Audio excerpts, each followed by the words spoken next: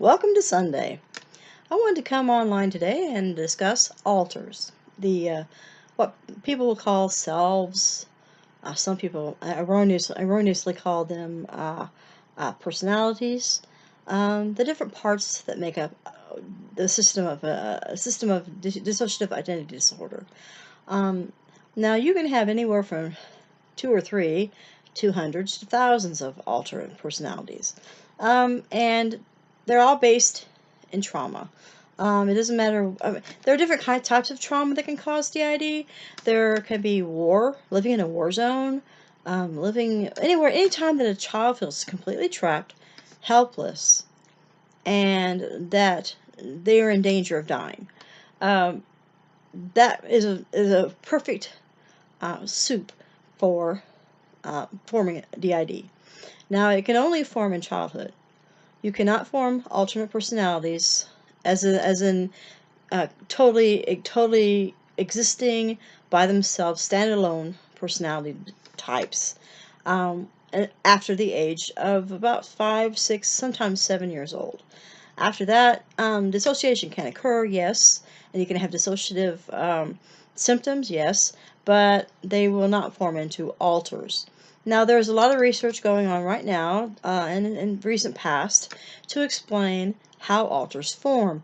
Much as I would love to get into that, and I may make a series of these videos about alters because there's a lot to talk about. First and foremost, the alters in your system are not your enemies. They are not. They are pieces of you stuck in trauma time.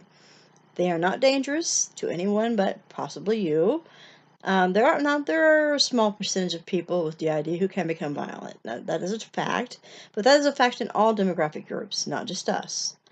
One of the main things about alternates is to remember they are not your enemies, they are your friends. They have helped you to survive, to be adults, and they have helped you to stay sane, going through situations that never should have happened in the first place, and that many people would have died from. We have managed somehow, by the creation of these alternate personalities, to hold on to our sanity and to survive. They can range anywhere from pre-verbal babies, I'm speaking of, to adults near or older than the person you are today. There can also be, and I've never experienced this myself, but there can be protective non-human alters as well. Some people have told me about dragons. Some have told me about big dogs. I don't know how that would exactly work, but I do know that we needed protection. We could not find it. We did the best we could by making our own protection. That meant leaving the room, leaving the situation, and allowing someone else to come in and take the pain for us. That meant in order to move forward in our lives and to somehow try to comprehend what was going on, we fled by either bringing up an altar that was protective, such as a dog or a dragon or another adult altar, or we, I really don't understand completely, okay? No one does. But I am about 80% sure of what I know about altars. So for this first video about altars, I wanted to just break the ice. And let you know that that's for the next 2 or 3 videos. We're going to talk about the research behind it.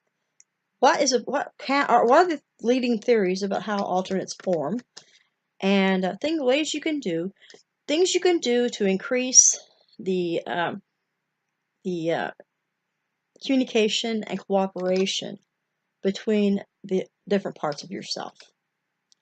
In the meantime, I want you to remember that there is nothing you cannot overcome. The only failure in all of life, the only way you can fail, is if you totally give up. And since you're listening to these videos, I would assume you have not. So hang in there. We're in this together. Okay? See you next weekend.